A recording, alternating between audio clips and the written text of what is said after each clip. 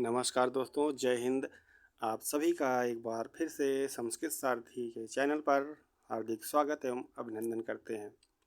जी हाँ दोस्तों, इस वीडियो में हम बात कर रहे हैं यूपी डीएलएड, जो पहले बीटीसी के नाम से जाना जाता था, जो उसकी जो प्रवेश प्रक्रिया है फिर से आरंभ कर दी गई है।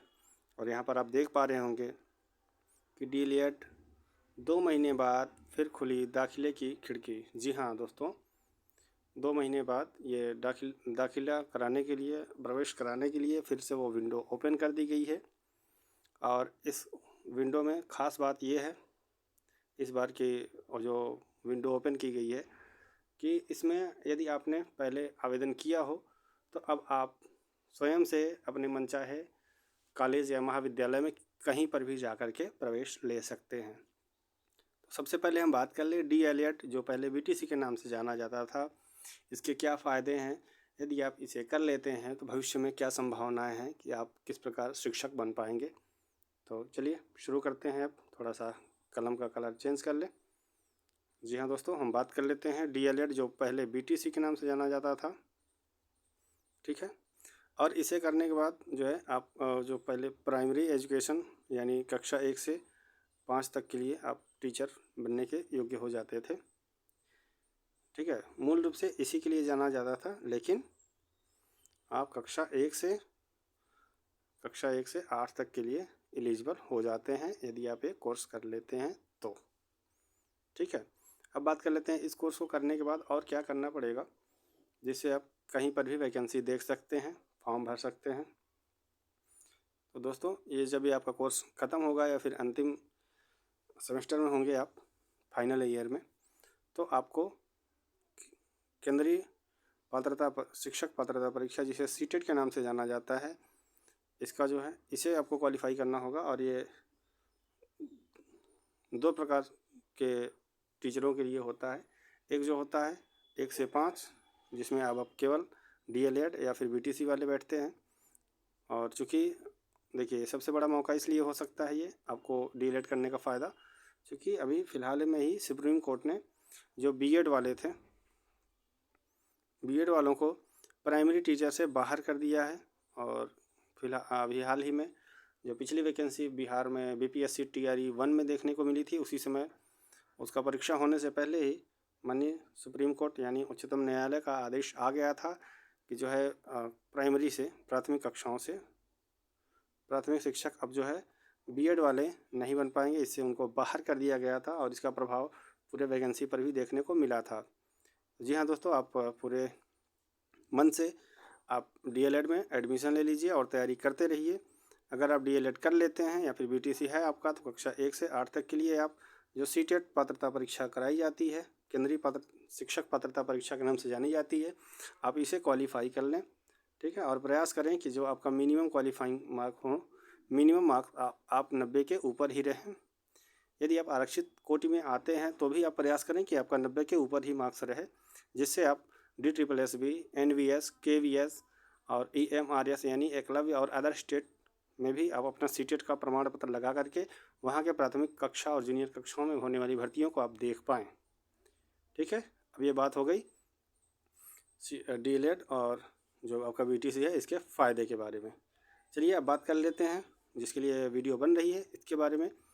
तो जैसा कि हमने बता दिया है कि 2 माह बाद फिर से ये दाखिले के लिए खिड़की खोल दी गई है। इसमें क्या कुछ है हम देख लेते हैं। दैनिक समाचार पत्र का ये कटिंग है। ठीक है, देखिए यहाँ पर लिखा हुआ है, प्रयागराज प्रमुख संवाददाता, डिप्लोमा इन एलिमेंट्री एजुकेशन प्रशिक्षण 2023 सत्र में प्रवेश प्रक्रिया पूरी होने के 2 महीने के बाद से फिर से दाखिले की खिड़की खोल दी गई है। और जो पीएनपी, जो परीक्षा नियामक प्राधिकारी है, इसे आप पीएनपी के नाम से भी जानते हैं। तो पीएनपी कार्यालय के सचिव अनिल भूषण चतुर्वेदी ने शुक्रवार को सीधे प्रवेश का कार्यक्रम जारी किया। यानी देखते हैं और आगे फिर बता देंगे वास्तविक स्थिति क्या है। निजी संस्थानों में रिक्त सीटों पर सीधे प्रवेश के लिए 23 व 24 जनवरी को काउंसलिंग होगी।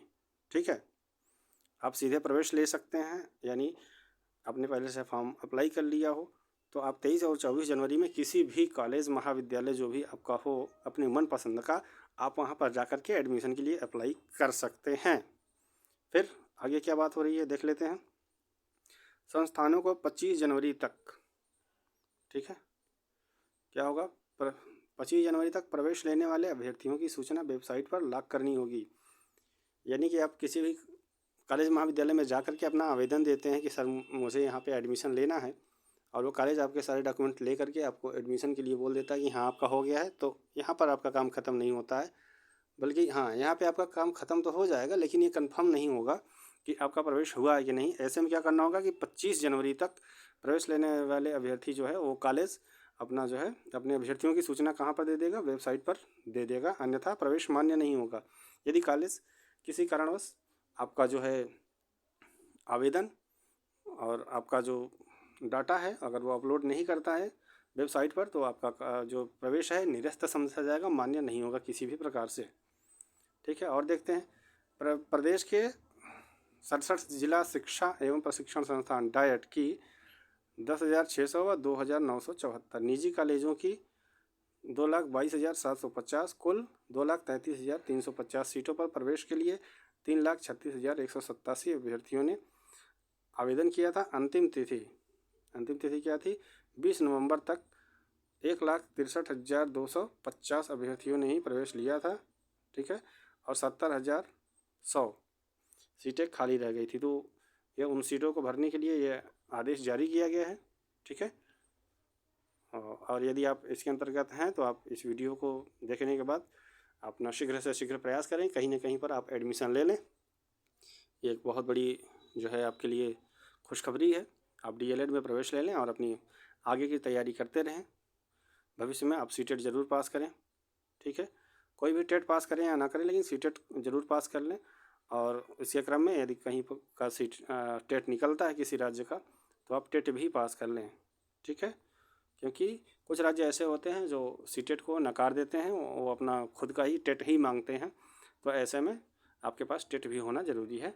तो सीटेट और टेट भी ज़रूर इसके लिए प्रयासरत रहें, अभी से अब तैयारी में लगे रहें।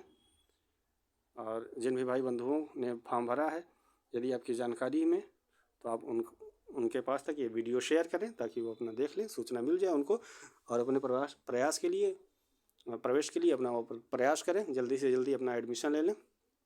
बस दोस्तों, यही थी जानकारी इस वीडियो में। हाँ, यदि वीडियो आपको अच्छी लगी हो तो आप लाइक, शेयर, सब्सक्राइब और कमेंट करना ना भूलें। मिलते हैं आपसे अगली वीडियो में, तब तक के लिए नमस्कार, जय हिंद, जय भारत।